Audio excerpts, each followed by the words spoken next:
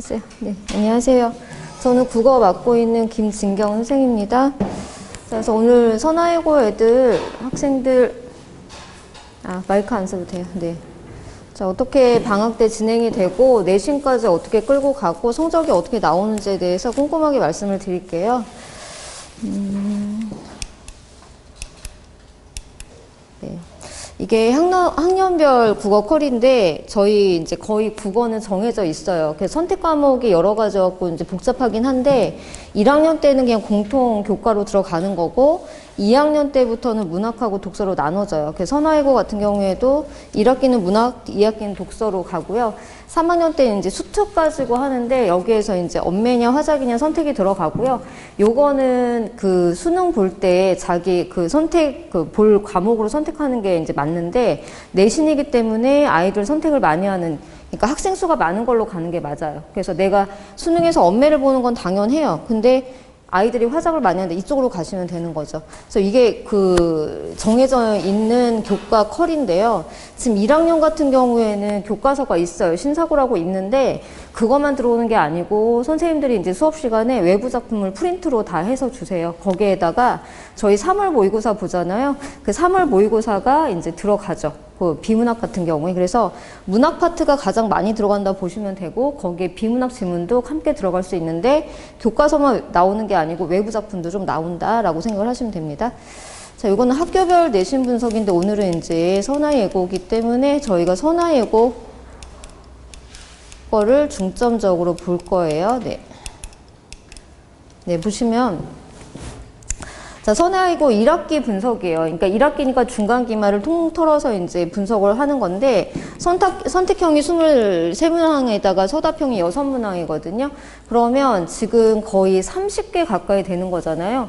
애들이 처음 시험 치고 30문항이면 좀 어려운 편인데 시간은 부족하지 않을 거예요. 왜냐면 여기에서 서답형이 6문항이 서술이 아니고 그냥 서답이에요. 그러니까 괄호를 뚫어놓고 단답식으로 그냥 채워 넣으면 되는 거라서 다른 학교가 만약에 30문항인데 여기 서술형이 6문장이 이렇게 서술로 나온다 그러면 이건 100% 시간이 부족하지만 얘네는 시간이 부족하진 않아요. 그런데 첫 시험에서 30문제면 검토할 시간은 없을 거예요. 근데 좀 공부를 많이 한 녀석들은 그래도 한 3문제 정도를 만약에 모르겠다 그럼 그 정도는 검토할 시간이 나올 수 있겠죠. 자, 시험 범위를 보시면 문학은 각 파트가 다 들어가요. 이거는 문학은 저희가 국어 1단원이 뭐냐면 모든 출판사가 다 똑같이 국어의 갈래예요. 그래서 시, 소설, 수필, 희곡을 4갈래를 다 이제 배우는 건데 그거에 대한 작품들이 다 들어와요. 그래서 현대시, 고전시, 그다음에 현대소설, 고전소설, 극까지. 그냥 거기에 이제 문법도 들어가는데 요게 높임, 시제, 피동, 인용, 의문의 변동이 1학기의 문법 그 범위예요. 딴 학교 같은 경우에는 1학기의 의문의 변동을 먼저 보고 그 다음에 요것들이 기말 시험이거든요. 선화외고는 작년에는 요거를 먼저 봤어요. 요거를 먼저 중간고사에 보고 그냥 높임, 시제, 피동, 인용이 더 어려워요. 의문의 변동보다. 애들이 품사도 제대로 모르는데 이거 먼저 하니까 이제 어려워하는데 그래놓고 기말이 이게 들어갔죠. 그 다음에 모의고사는 요게 기말고사에 모의고사 한 세트가 들어왔어요. 그러니까 3월 모의고사를 가지고 걔네가 본 거에서 비문학 지문을 넣는 건데 아이들이 가장 어려워하는 게 경제 지문이거든요. 한 번도 본 적이 없고. 그러니까 경제 지문을 가져다 넣으시는데 다행은 뭐냐면 다른 학교 같은 경우에는 비문학 지문을 이렇게 넣으면 지문 자체를 변형을 하세요. 네, 문제도 변형을 하시는데 얘네는 그냥 거의 똑같이 내세요. 그냥 비문학 지문도 거의 동일하게 넣으시고 그 다음에 적용 문제 같은 경우에 숫자만 약간 바꾸는 정도. 그래서 그거를 정확하게 알고 들어가면 풀 수 있는 상황이죠. 자, 특징을 보시면 문항수가 많은 편에 속하는 학교고 각 문제 배점이 그런데 다행스럽게 높지는 않아요. 그래서 서답형 같은 경우에 한 칸에 이제 2점 정도, 그 다음에 객관식은 3점 정도. 다른 학교는 거의 뭐 4점 몇 점 이렇게 하고 서술형 하나에 8점 주고 막 이러거든요. 근데 얘네는 세부적으로 나눠져 있어요. 그래서 하나를 틀리더라도 그렇게 부담은 없는데 문제는 뭐냐면 문제 난이도가 높지 않으니 다 맞아야 되는 거죠. 실수로 저 2개 틀렸어요 해도 등급이 안 나오는 그런 상황이겠죠. 그래서 교과서의 작품이 다수가 출제가 돼요. 그래서 시험지만 딱 보면 그 작품이 들어온 거 보면 거의 2학년 문학 수준으로 작품이 들어오거든요. 근데 다행은 선생님이 다 알려주신 게 그대로 나오는 거죠. 그래서 그거의 외부까지는 엮지는 않아요. 그래서 문제 난이도가 높지 않아서 여기 학교에서는 지금 등급의 관건은 실수입니다. 실수를 하지 않느냐. 네가 얼마나 실수하지 않고 정확하게 풀었었는데 실수는 이거는 뭐 애들을 죽을 때까지 못 고친다. 고칠 수 있어요. 그래서 그 중학교 때도 그런 애들 있잖아요. 적절하지 않은 걸 고르시오. 적절한 거 골라오고 막 이런 애들. 그 다음에 어떤 거 있냐면 아이들은 거의 이렇게 기역 니은이 있잖아요. 그럼 이렇게 밑으로 내려가요. 기역 니은 디귿 리을 이렇게 했었는데 시험지에서 기역 니은 디귿 리을 이렇게 해버린 거예요. 그러니까 여기가 디귿인데 니은으로 읽고 잘못 푸는 애들. 이거 정말 사소한 거잖아요. 근데 이걸로 등급이 갈려버리는데 그런 실수하지 않는 것들을 잡아주는 거죠. 자, 문제의 유형 지금 밑에 보시면 얘네가 실수를 불러일으키는 유형들을 선생님들이 굉장히 좋아하세요. 그래서 문학 같은 경우에는 두 작품을 세트에 넣어놓고 두 작품 비교하는 거. 가와 나를 비교해봐. 이거 엄청 실수하는 거거든요. 그다음에 아이들이 제일 싫어하는 게 보기 유형인데 선화이고는 보기 유형이 굉장히 많아요. 문학 작품의 각각의 그 세트에 하나씩 다 들어가 있고 문법에도 들어가 있어요. 그래서 보기 유형이 되게 중요한 학교고 자, 표현상의 특징 당연히 나오는데 요걸로 등급이 나눠진다고 생각하시면 돼요. 그래서 이제 뭐 의인법, 역설법 이런 거 쓰인 거 있잖아요. 근데 이게 중학교 때랑 좀 차원이 다르거든요. 좀 심화로 개념을 알고 들어가야 되는 거고 우리 교과서 뒤에 학습활동이 있는데요. 이 학교는 학습활동을 그냥 그대로 갖다 쓰세요. 굉장히 좋은 거거든요. 그래서 학습활동 활용도가 굉장히 높아서 그 학습활동을 굉장히 꼼꼼하게 봐야 되는 거죠. 이 학습활동이 뭘로 들어오냐면 보기로 들어와요. 그 다음에 괄호형 서답형이니까 굉장히 좋을 것 같지만 차라리 여자아이들은 그냥 문장으로 서술하시오가 더 유리해요. 왜냐하면 여자애들은 그래도 쓰는 능력이 있거든요. 근데 서답형은 이렇게 괄호를 뚫어놓고 정확한 단어를 집어넣어야 되는 거예요. 예외가 없거든요. 비슷한 거 넣어도 틀리기 때문에 이게 더 어려워요. 그래서 정확하게 네가 알고 있냐, 정확한 100% 정확한 암기가 들어가야 되는 거죠. 자, 그다음에 문법 같은 경우에도 기본 개념에 충실한 내용과 예시들이 나와요. 그래서 문법을 굉장히 어렵게 내는 학교들이 많거든요. 그다음에 쉽더라도 이렇게 막 보기를 길게 내가지고 시간 많이 걸리게 하는 학교가 굉장히 많은데 얘네는 그 정도는 아니에요. 그래서 기본 개념에 충실하게 내가 정말 충실하게 외웠다 그러면 풀 수 있는 정도로 나옵니다. 그래서 여기서도 문법도 괄호형 서답형으로 나오죠. 길게 나오지 않아요. 자, 이게 문제 예시예요. 그래서 첫 번째로 보여드린 게 문학과 문법의 서답형인데 보세요. 다른 학교들은 예를 들면 서술하시오인데 식구를 찾아 써라. 그냥 본문에서 찾아 쓰면 되는 거예요. 그 다음에 이 음절의 시어를 찾아 써라. 여기서 실수할 수 있는 거 이 음절인데 어절로 쓸 수 있죠. 이런 실수만 안 해주면 되는 거죠. 그 다음에 디귿에 들어갈 함축적 의미를 쓰라. 이것도 저희 요 시 나오면 아주 죽으라고 맨날 외워요. 그래서 나중에는 이렇게 건드리면 뭐 이렇게 딱 나오거든요. 그러니까 제가 거의 반복을 거의 범위가 이 정도면 한 5, 6번은 반복을 시키거든요. 그럼 이렇게 누르면 나와요. 그러니까 그런 거는 그냥 이런 정도의 문제는 아이들 쉽게 그냥 풀어낼 수 있는 형태예요. 네, 문법을 보세요. 문법 같은 경우에 굉장히 뭐 길게 보이지만 굉장히 단순한 거예요. 그래서 여기 기역 니은에서 잘못된 거를 찾아서 고쳐. 이런 정도의 예시는 저희가 그냥 싱우죽 먹기로 푸는 거예요. 애들이 그냥 당연히 풀 수 있는 형태거든요. 그래서 아주 간단하게 나온다 생각하시면 돼요. 자, 그 다음에 문학에서 좀 어려워요 하는 게 지금 표현상의 특징, 보기 유형, 비교 유형인데요. 제가 걱정하는 게 바로 이거예요. 아이들이 가장 실수를 많이 하는 거거든요. 작품에 어떻게 나오냐면 저희 교과서에 현대시가 나와요. 그럼 밑에 고전시가를 집어넣어요. 현대시 사랑 얘기인데 밑에 가시리를 집어넣는 거거든요. 해놓고 두 개를 비교하게 하는데 가는 나와 달리, 나는 가와 달리 이게 이제 원본이어서 아무런 표시가 없는데 저희 애들이 이제 풀어갖고 오면 어떤 표시가 있을 거냐면 여기에 가로가 쳐져 있고 밑줄이 쳐져 있고 OX 표시가 돼 있을 거예요. 그걸 연습을 시켜요. 그걸 하지 않으면 100점이 나올 수 없어요. 그래서 국어는 눈으로 푸는 게 아니고 손으로 푸는 거거든요. 그거를 계속 연습을 시키는 거죠. 그거 괄호 하나 차이 이걸 하냐 안 하냐에 따라서 등급이 달라지거든요. 이런 것들을 연습을 시킬 거고요. 이게 선화외고에선 이 문제가 굉장히 그 세트마다 다 달려있는 유형이에요. 비교 유형. 그래서 기역과 니은을 밑줄 쳐놓고 비교해라, 작품 간의 비교해라, 비교 유형이 굉장히 많기 때문에 요거 많이 연습을 시킬 겁니다. 자, 그 다음에 보기 유형인데요. 보기를 이만큼 실어 놓으시는데 보기가 어려울 것 같죠? 아까 말씀드렸듯이 학습 활동에 들어가는 내용을 보기로 많이 쓰세요. 교과서 학습 활동. 그 다음에 저희가 문제 풀면서 충분히 볼 수 있는 보기의 내용들이에요. 정말 얼토당토 어떤 학교는 이 보기를 선생님이 막 손수 이렇게 창작을 하세요. 그러면 굉장히 어려워지는데 이건 저희가 문법이건 문학이건 거의 다 볼 수 있는 유형들이 친숙한 유형들이 들어오는 거여서 여기를 보고 보기 문제를 잘 이렇게 푸는 방식이 있잖아요. 그거로만 풀어내면 실수 없이 그냥 쉽게 풀 수 있는 그런 유형입니다. 근데 굉장히 많이 나오는 유형이에요.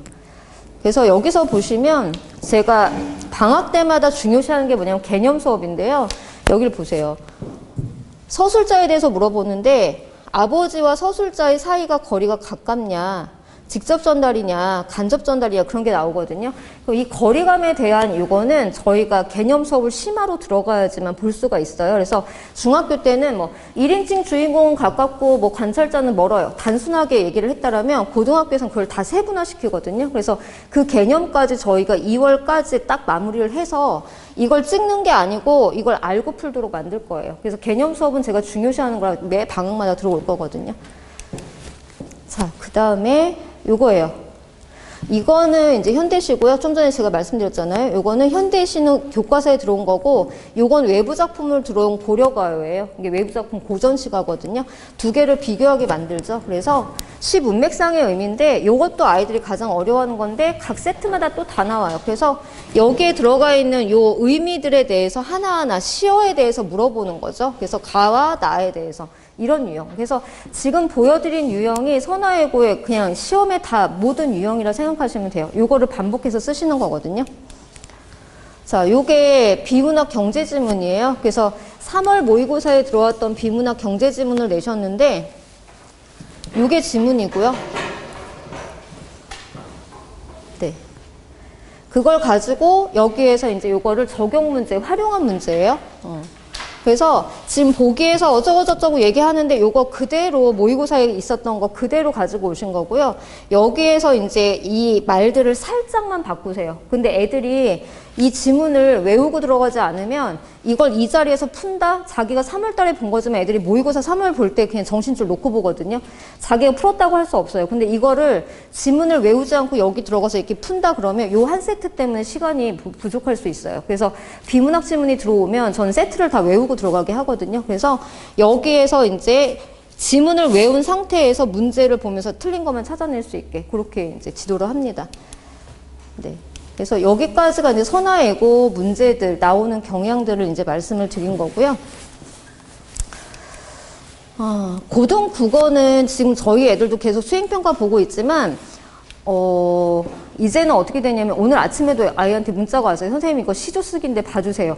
그러니까 현장에서 바로바로 해결하게 만들거든요. 왜냐하면 학원이 손대지 못하게. 예전에는 저희가 다 해주고 막 이랬거든요. 그러니까 선생님들이 다음 시간에 수행해서 뭐 할 거야 해놓고 만약에 시조 쓰기다 그러면 자기가 이렇게 3장육구 45자 대회 그 형식을 지켜야 돼요. 근데 주제를 생각해 올 수 있으니까 주제도 3개의 주제를 주고 랜덤으로 거기서 제비뽑기를 하세요. 그 현장에서.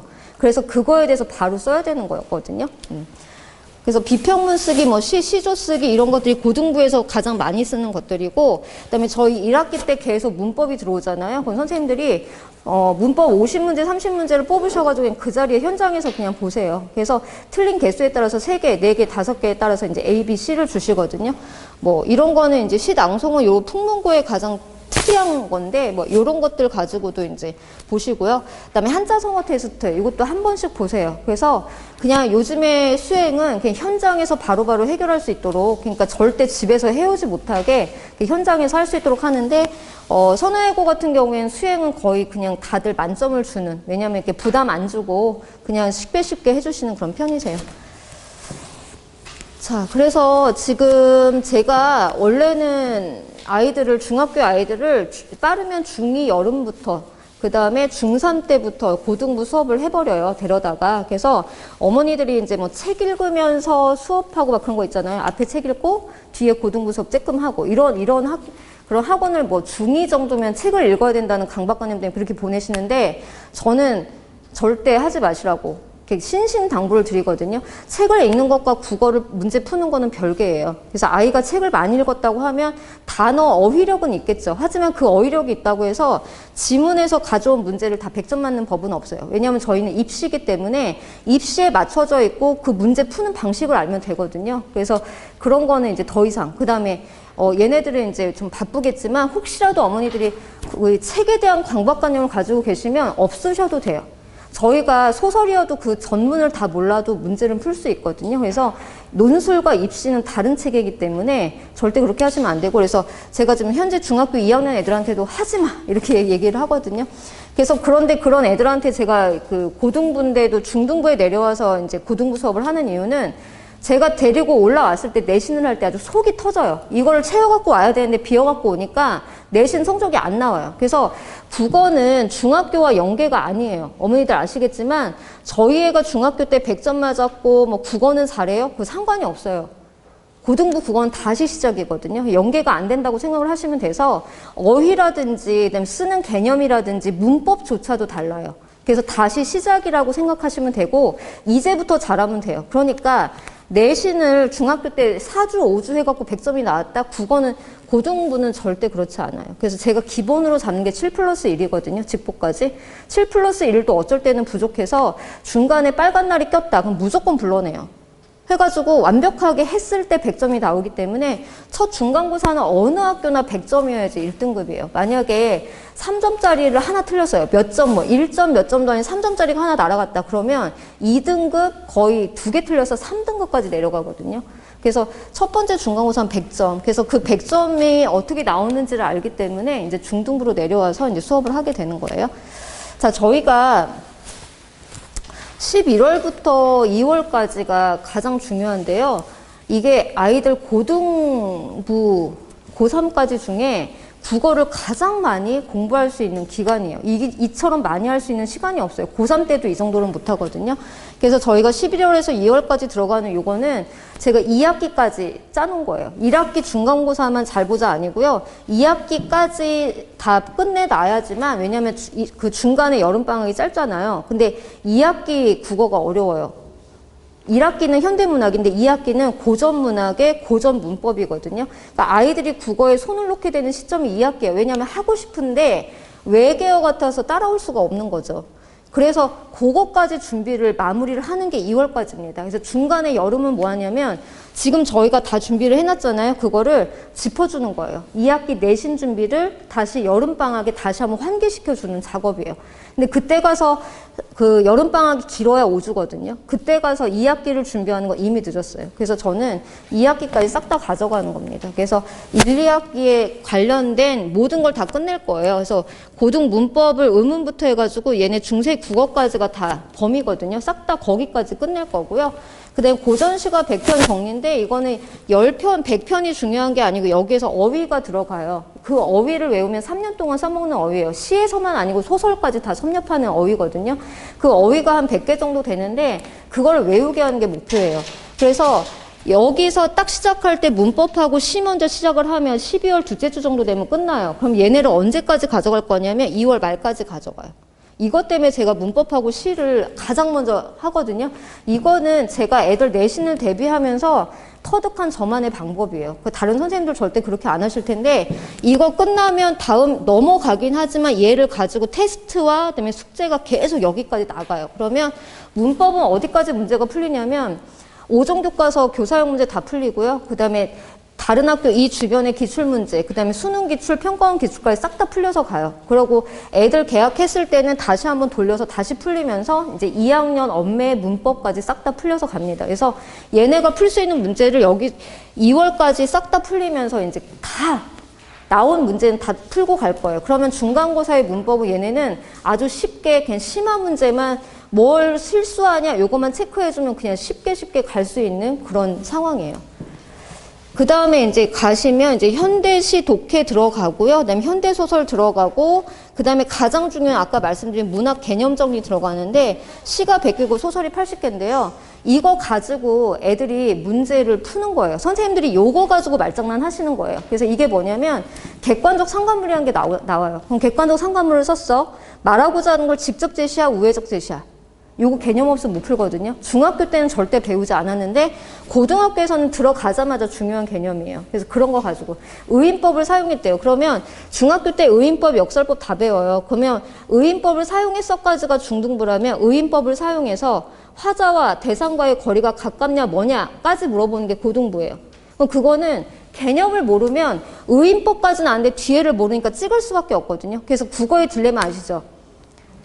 다 제했는데 2개가 남았어요.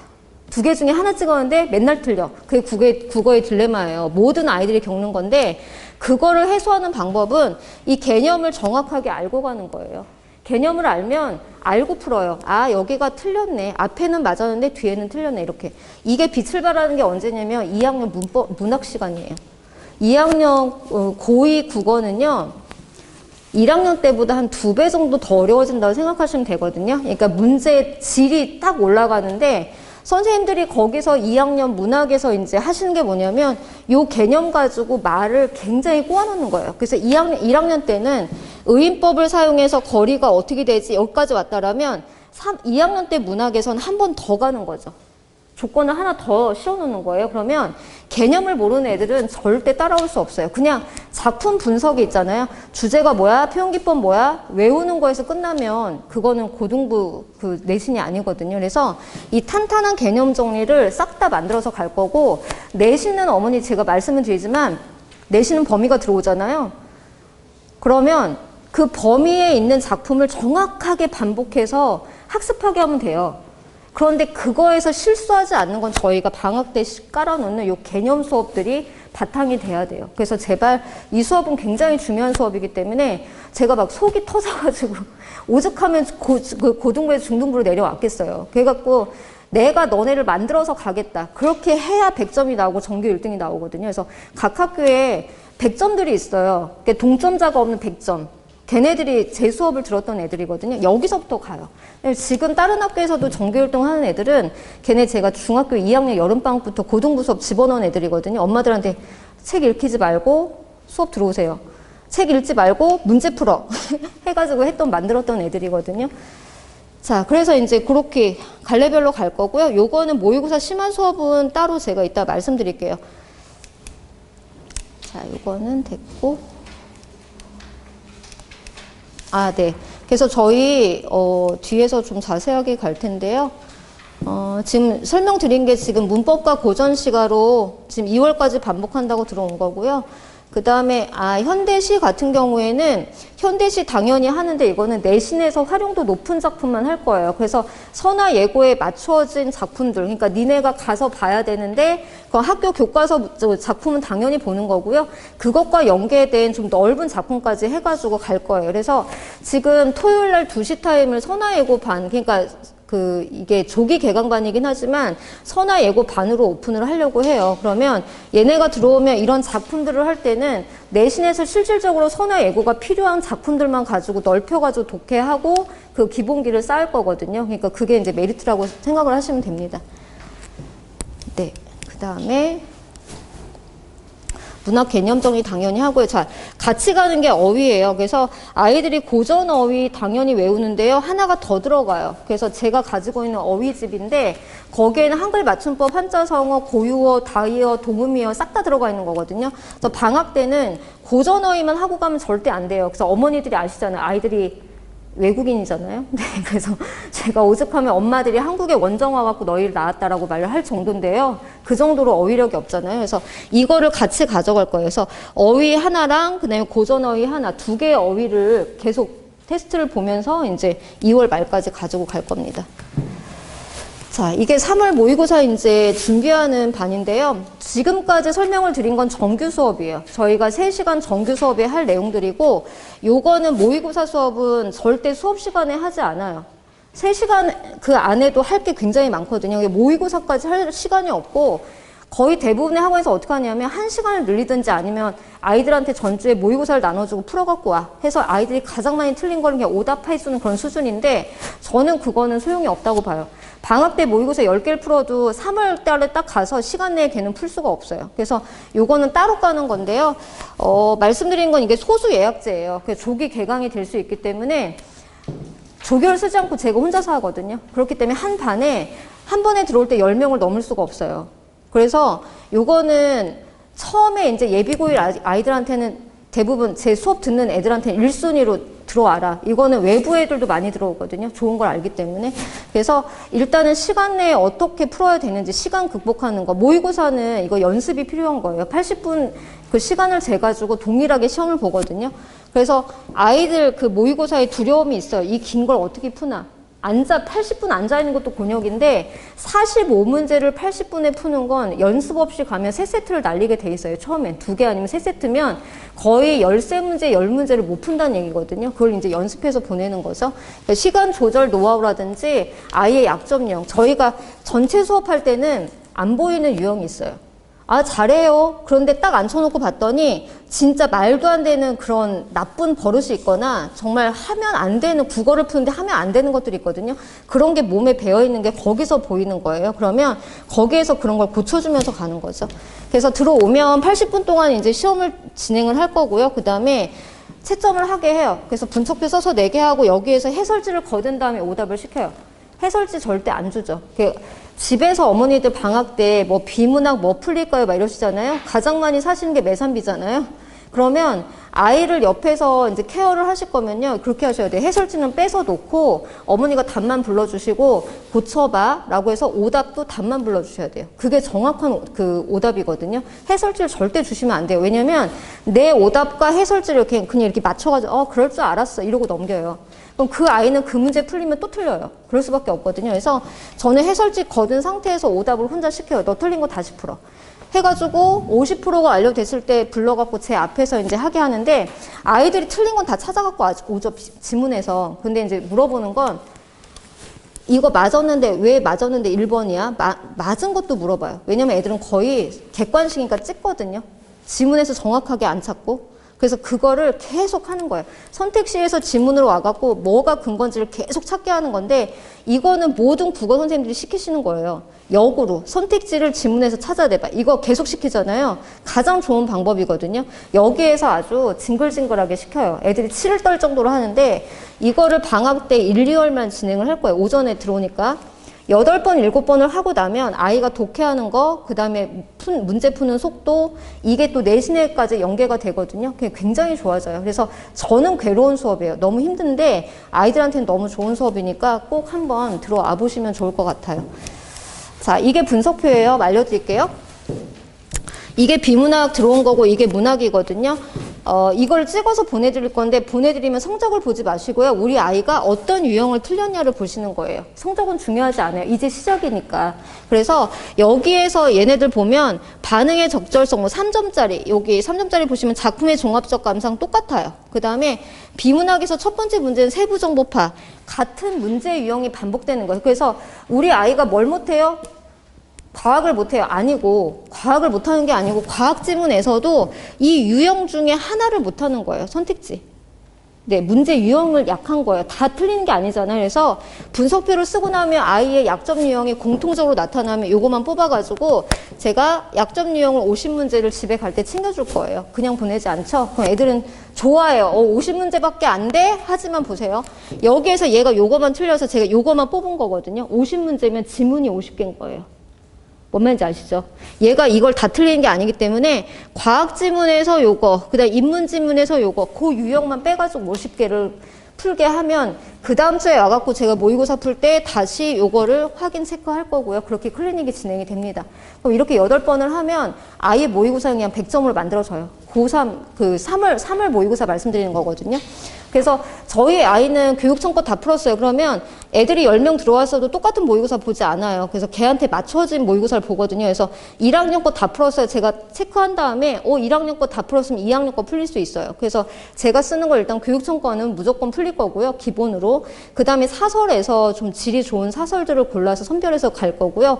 아이들마다 다 달라요. 그래서 1학년인데 2학년 11월까지 푸는 애들이 있고 이제 처음 시작이다 그러면 1학년 그 11월 거까지 마무리를 해가지고 풀릴 거예요. 그래서 1학년 11월 거까지만 풀어도 3월 모의고사는 쉽게 풀려요.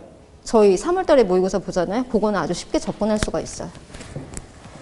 자, 내신 이제 방법인데요. 시간이 너무 많이 갔네요. 그래서 100점 포인트인데 제가 말하는 100점을 만들어내는 방법은 수년간 해보니 요거 세 가지밖에 없어요. 개념에다가 반복해주고 집중해주면 되는데 반복과 집중, 개념, 확실한 개념은 저희 방학 때 만들 거잖아요. 반복 집중하는데 거의 제가 시험 기간에 못해도 5, 6번은 반복 돌리거든요. 그래서 진도를 굉장히 빨리 빼버려요. 빨리 빼버리고 다시 반복, 다시 반복, 다시 반복 이렇게 하는 거거든요. 네. 요거는 정리본인데 막판에 정리본이 들어갈 거예요. 그래서 애들 가져오는 프린트, 그다음에 필기 자료 모아놨다가 직보를 이 2번에 걸쳐서 하거든요. 그래서 직보 때 그때 딱 정리 자료가 나가서 자 우리가 한 건데 여기서 이건 중요하니까 이거 보자. 뭐 선생님이 이렇게 말씀하시니까 이거 보자. 이런 식으로 이제 정리를 할 겁니다. 자, 제가 제일 중요하게 생각하는, 좋아하는 개념 테스트인데, 요거는 숙제에서만 내요. 그래서 그 전주에 나간 숙제를 객관식을 다 OX로 만들어가지고 정말로 해왔냐를 보는 건데, 숙제를 해왔어도 여기에서 거의 틀렸다. 그럼 숙제 완료가 안 된 거예요. 얘는 그냥 숙제를 그냥 장난으로 해온 거죠. 그래서 아이들이 들어오자마자 거의 한 80문제 정도 돼요. 80에서 100문제까지 되는데, OX예요. 이거를 선택지를 그냥 5개 중에서 그냥 답만 골라내잖아요. 내신은 그렇게 하면 안 되거든요. 나머지 선지까지 왜 오답인지를 봐야 되는데 애들이 안 봐요. 그 안 보는 선택지를 뒤에다가 OX를 달아서 읽게 만들죠. 그때서야 읽게 되는 거예요. 애들이 치를 떠는 건데 이것처럼 성적을 나오게 하는 방법은 없어요. 그래서 요거는 제가 그 작품 개념 정리할 때마다 계속 쓸 거예요. 테스트로 하면서 그 내신 때요. 네, 문법 정리 자료도 다 빈칸 뚫어가지고 다 손으로 쓰게 할 거고요. 손으로 써야 외워집니다. 그래서 자료들이 이렇게 들어갈 겁니다. 그 다음에 내용 정리 자료가 1차, 2차, 3차, 4차에 걸쳐서 나갈 건데요. 처음에는 이렇게 뚫지만 나중에는 빈칸이 다 뚫려요. 이거 애들이 다 채워 넣을 거거든요. 다 외우게 만들어서 막판에는 다 쓰게 만들 거예요. 그러면 100점이에요. 그냥 선화 예고는 그냥 100점이에요. 그냥, 예, 실수 없이 100점이에요. 자, 그래서 문제풀이는 저희 이제 쓰는 그 문제가 4단계로 나가는데요. 요거는 자습서 평가 문제집은 애들 그냥 확인 자료예요. 이거는 숙제로 안 나가요. 너무 쉽기 때문에. 그래서 요거는 제가 수업 시간에 그날 배우고 나서 집에 가기 전에 쫙 풀려가지고 보낼 거예요. 그래서 애들이 거의 국어를 오늘 수업 끝나고 갔어요. 그러면 다음 주 오늘 수업 오기 전에 12시에 앉아갖고 수업 숙제할 거 아니에요? 그럼 문법 같은 경우에는 그냥 그냥 리셋돼 버리는 거예요. 몰라요. 그 전주 일주일 전에 배웠기 때문에. 그리고 또 숙제를 일찍 하는 녀석들은 또 중간에 잊어먹고. 그래서 지금 요것들은 수업이 끝나고 나면 그날 배운 걸 확인해서 이제 풀리고 보낼 거거든요. 한 번 더 풀리고. 그러고서 이제 교재형 문제 푸는 건데, 그 다음에 같은 5종 문제집 같이 풀리고요. 모의고사 수능, 그 다음에 기출문제 싹 다 풀 거고, 그물짜기까지 해갖고 빠져나가는 문제 없이 해서 그렇게 갈 겁니다. 말씀드리면 저는 수업을 3시간으로는 부족을 해서 기본 이제 애들하고 처음 시작할 때 우리는 4시간 수업이야. 그렇게 약속을 했어. 라고 시작을 해요. 그리고 국어는 어머니들 이제 이게 내신이 이제 주말에 깔리면 뒤까지 제가 연장해서 하기는 힘들어요. 근데 평일날은 이제 가능한데 그런데 그 국어는 다른 날 불러주세요. 안 되는 거 아시죠? 아이도 바쁘고 서로 시간을 맞출 수가 없고요. 국어는 그날 들어온 김에 다 마무리를 하고 가야 돼요. 그래서 만약에 테스트가 통과가 안 됐어. 그 다음에 숙제를 미미하게 해왔어. 그러면 안 보내요. 그러니까 어머니들이 제가 이제 끝날 때 문자를 보내드리면 얘 오늘 남습니다. 그러면 이제 이따 연락드리겠다 하면 계시다가 12시나 11시 픽업하러 오시면 그렇게 하면 되는 거거든요. 근데 저희가 이제 그거는 평일날 깔렸을 때 얘기인데 만약에 주중에 2시에서 5시 타임이 그대로 가져간다라고 하면 그때 못한 애들은 어쩔 수 없이 한 번 더 주중에 한 번 더 들어와야 돼요. 그래서 마무리 작업이 돼야 됩니다. 자, 관리 체계인데 요거는 저희 단톡으로 다 모을 거예요. 그래서 어머니들은 들어오실 수 없고 저하고 아이들만 있는 단톡이에요. 그래서 여기서는 제가 계속 단톡에 자료를 업로드를 합니다. 그래서 말씀드렸듯이 일주일에 한 번 수업이잖아요. 그래서 주중에 한 수요일쯤 돼가지고 제가 20문제 정도 요것들을 올릴 거예요. 그래서 확인 문제예요. 주중에 그걸 다시 잊어먹지 않도록 확인 작업하는 거거든요. 그래서 그렇게 올리고 이게 좋은 게 뭐냐면 직보 때 집에 갔을 때 이제 끝나고 갔는데도 계속 필요한 게 있어요. 그러면 단톡을 통해서 제가 계속 자료 올려요. 그 다음에 이거는 외우고 가야 돼 하면서 거의 애들 한 3시, 4시쯤 자잖아요. 그때까지 같이 공유하면서 자료 올려주는 작업이거든요. 네, 굉장히 중요한 작업이에요. 자, 이건 관리 체계인데요. 어머니들 이제 문자 받으시면 요거 보시면 돼요. 숙제 완성도. 그래서 우리의 숙제 다 풀어갔는데 숙제 완성도가 50%, 30%, 20% 나와. 이거는 제 마음에 안 들어서예요. 아이가 문제 풀었는데 채점을 안 했어요. 그건 10%밖에 안 돼요. 저는 숙제 해왔다고 인정하지 않거든요. 근데 채점을 했는데 오답을 안 했어요. 50%예요. 그럼 당연히 남아야 돼요. 그래서 요거는 100%가 되면 당연히 숙제가 100%가 되잖아요. 그러면 당연히 100점이에요. 숙제가 굉장히 중요하거든요. 네. 그래서 이렇게 이제 문자가 나갈 거고요. 그 다음에 저희 테스트 보면 1차, 2차, 3차, 4차까지 해가지고 아까 OX 문제 같은 거 있잖아요. 다 맞아야 통과하기 때문에 이것도 자세하게 이제 발송이 될 겁니다. 자, 학교 시험 끝나면 그날 바로 분석표가 나갈 거예요. 그날 시험 끝나고 오면 한두 시간 있다가 그 학교 그 분석을 해가지고 어머니들한테 요번에 예상 등급 커브는 얼마다, 그 다음에 문제 유형이 어땠다, 이렇게 해서 이제 분석이 나갈 겁니다. 저희 지금 시간표가 이렇게 되어 있는데요. 선아이고는 지금 여기 2시 타임 보시면 돼요. 그래서 토요일 일단 2시 타임으로 아이들 여기 들어오게 해가지고 그 선화 예고로 딱 묶어가지고 가면 좋거든요. 그래서 어차피 2월부터는 이렇게 그냥 반에서도 2월부터는 저희가 그 학교별로 나누어서 가요. 3월부터가 아니고 2월부터 학교별로 나누거든요. 근데 여기는 지금 토요일부터 여기 처음 시작부터 딱 반을 모아서 가면 좋으니까요. 흔들림 없이. 그래서 그러면 저희가 방학 때 수업하면서 내신 연계하면서 막 이렇게 계속 더 많이 해줄 수 있으니까 그렇게 좋을 것 같아요. 그래서 토요일 2시 타임이라고 생각하시면 되고, 안 되면 다른 반에 들어오셔도 커리는 같아요. 수업 내용은 같은데 같이 모여있으면 좋겠죠. 그다음에 모의고사 심화 수업은 선택이세요. 이거는 필수가 아니고 선택인데, 저는 제 수업 듣는 애들은 그냥 무조건 들어오라고 하는 수업인데요. 화요일과 목요일날 깔려있어요. 9시 반 타임, 10시 타임, 10시 반 타임인데 화, 목 중에 이 세 타임 중에 되는 시간 하나 들어오시면 돼요. 이거는 예약제로 되는 거고요. 그 수업 타임당에 이제 그 가격이 한 번 횟수로 이제 그거를 원비를 내시면 되는 거예요. 네. 이렇게 됩니다. 자, 그래서 시간이 너무 많이 흘러가지고, 네, 더 궁금한 거 있으신가? 그래서 내신은 어느 학교나 제가 탄탄하게 1등급 다 만들면서 갈 수 있고요. 그 다음에 그 선아이고 같은 경우에는 학교 특성이 어떤지를 잘 알고 있고, 문제 유형도 잘 알고 있으니까요. 네, 포인트는 하나예요. 실수하지 않는 거. 그래서 실수하지 않는 방법들이 아까서 말씀드렸듯이 OX 잡아내고 숙제로 잡아내고 빈칸 뚫어서 잡아내고 그 방법들이 여러 가지가 있거든요. 그 단계를 거쳐서 100점이 나올 수 있어요. 그러니까 믿고 맡겨주시면 방학 때부터 탄탄하게 만들어 가겠습니다. 네, 감사합니다.